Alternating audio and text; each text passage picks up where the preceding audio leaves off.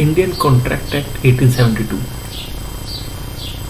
India में जितने भी कॉन्ट्रैक्ट के रिगार्डिंग डिस्प्यूट होते हैं, जो भी कॉन्ट्रैक्ट से रिलेटेड डिस्प्यूट होते हैं, वो कहाँ डील करते हैं, किस प्रोविजन के अकॉर्डिंग डील करते हैं, उसको डील करता है इंडियन कॉन्ट्रैक्ट एक्ट 1872। सपोज एक इलस्ट्रेशन लेते हैं। ए ने बी को प्रॉमिस किया कि मैं अपनी गाड़ी आपको 2 लाख रुपए की बेचूंगा। बी ने उस प्रॉमिस को एक्सेप्ट कर लिया। ओके, मैं आपकी गाड़ी 2 लाख रुपए की लेने के लिए रेडी हूँ। ए ने क्या किया, एक ऑफर किया, अपनी विलिंगनेस एक्सप्रेस करी कि वो क्या चाहता है, अपनी गाड़ी बेचना चाहता है। 2 लाख रुपए, 3 लाख रुपए, जितने की भी वो, उतने की वो बेचना चाहता है। बी ने उस ऑफर को एक्सेप्ट कर लिया कि हाँ, मैं आपकी गाड़ी खरीदने के लिए तैयार हूँ। ऑफर पे जैसे ही एक्सेप्टेंस आती है, वो दोनों पार्टी के बिहाफ पे एक प्रॉमिस क्रिएट कर देती है कि दोनों पार्टी का एक पार्ट ऑफ परफॉर्मेंस फिक्स हो गया है। ए का पार्ट ऑफ परफॉर्मेंस ये हो गया कि वो अपनी गाड़ी बेचेगा बी को, और जो अमाउंट फिक्स किया है, जो एडुकेट अमाउंट है कि 2 लाख 3 लाख जो भी है, उस पर बेचेगा। अब बी का पार्ट ऑफ परफॉर्मेंस क्या है कि बी उस गाड़ी को खरीदेगा।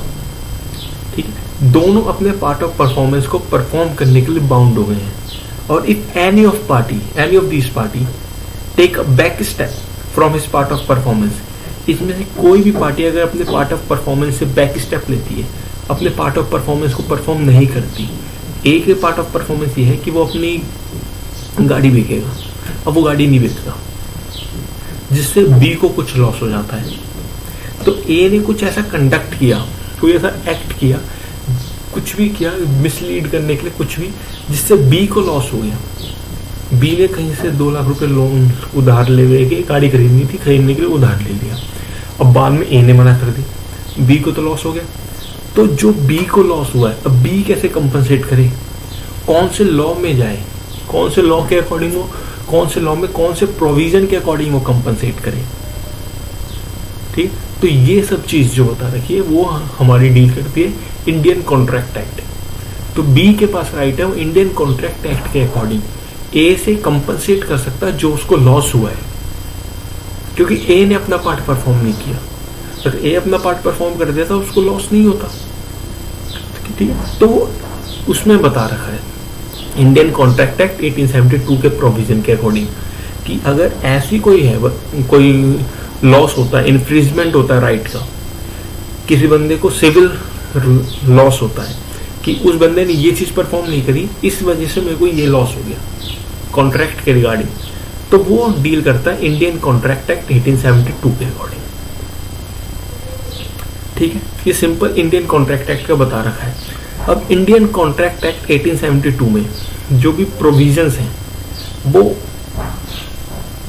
कोई भी डिस्प्यूट होता है कॉन्ट्रैक्ट के रिगार्डिंग, फ्री कंसेंट नहीं थी पार्टी की, कॉन्टिजेंट कॉन्ट्रैक्ट क्या होता है, क्वासी कॉन्ट्रैक्ट क्या होता है, रेसिप्रोकल प्रॉमिस क्या होते हैं, इंडेमनिटी क्या होता है, एजेंसी क्या होता है, ये सब प्रोविजन जो है इंडियन कॉन्ट्रैक्ट एक्ट 1872 में बता रखे हैं। तो जो इंडियन कॉन्ट्रैक्ट एक्ट 1872 है, उसको जो प्रेसिडेंट की कंसेंट मिली थी, कोई भी लॉ, कोई भी बिल जो पास होता है, उसे पार्लियामेंट में, दोनों हाउस में, लोकसभा राज्यसभा में इंट्रोड्यूस किया जाता है। दोनों में अगर मेजॉरिटी आती है तो प्रेसिडेंट अपनी एसेंट देता है, अपनी कंसेंट देता है, उसके बाद वो बिल या ऑर्डिनेंस लॉ बनता है।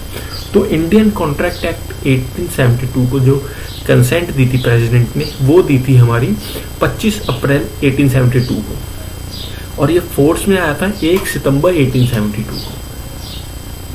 25 अप्रैल 1872 को कंसेंट मिली थी, फोर्स में आया था, लागू कब से होना स्टार्ट हुआ था, 1 सितंबर 1872 को। ये 2 अलग अलग डेट है। ठीक, तो अब 1 सितंबर 1872 को एक और एक्ट है जो फोर्स में आया था उस दिन, इसी दिन 1 सितंबर 1872 को ही, इसी दिन, इसी मंथ और इसी ईयर में, वो है Indian evidence act. Indian evidence भी एक्ट भी 1 सितंबर 1872 को ही फोर्स में आया था, और ये भी 1 सितंबर 1872 में ही फोर्स में आया है।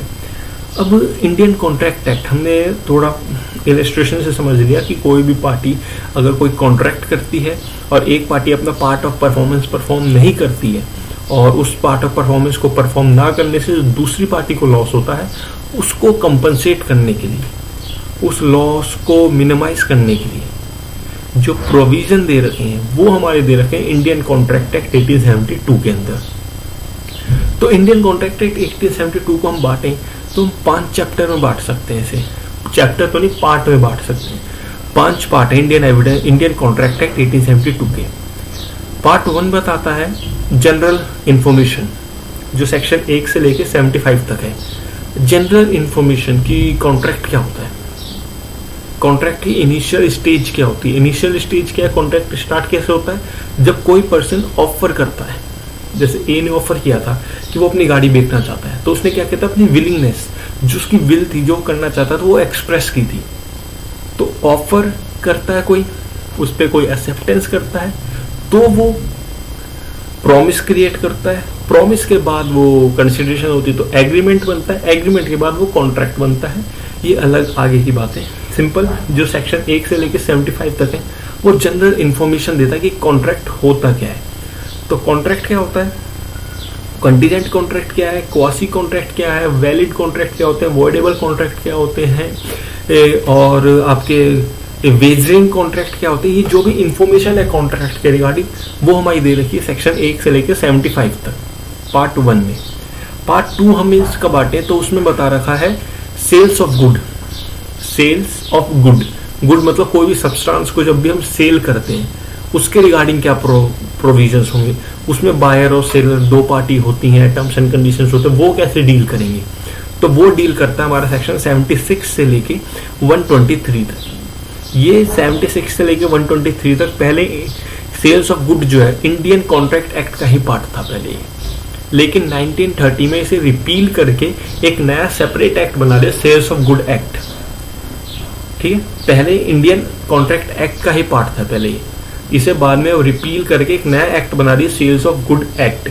और सेल्स ऑफ गुड एक्ट हमारा बेसिकली खाली मूवेबल प्रॉपर्टी के रिगार्डिंग जो भी सेल होती है, जो भी प्रोविजंस होते हैं उससे डील करता है। क्योंकि तो इमूवेबल के लिए हमारे पास ट्रांसफर ऑफ प्रॉपर्टी एक्ट है।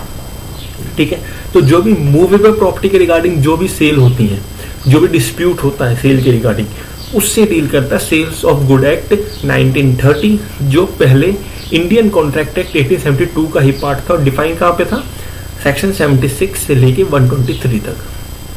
पार्ट 3 इसमें बताते हैं 124 से लेके 148 तक, जो इंडेमनिटी और गारंटी के बारे में बताता है। पार्ट 4 बताता है 149 से 181 तक, जो बेलमेंट और प्लेज के बारे में बताता है। पार्ट 5 बताता है एजेंसी के बारे में, जो 182 से लेके 238 तक है। और 239 से लेके 266 तक पार्टनरशिप ऑफ बताता है।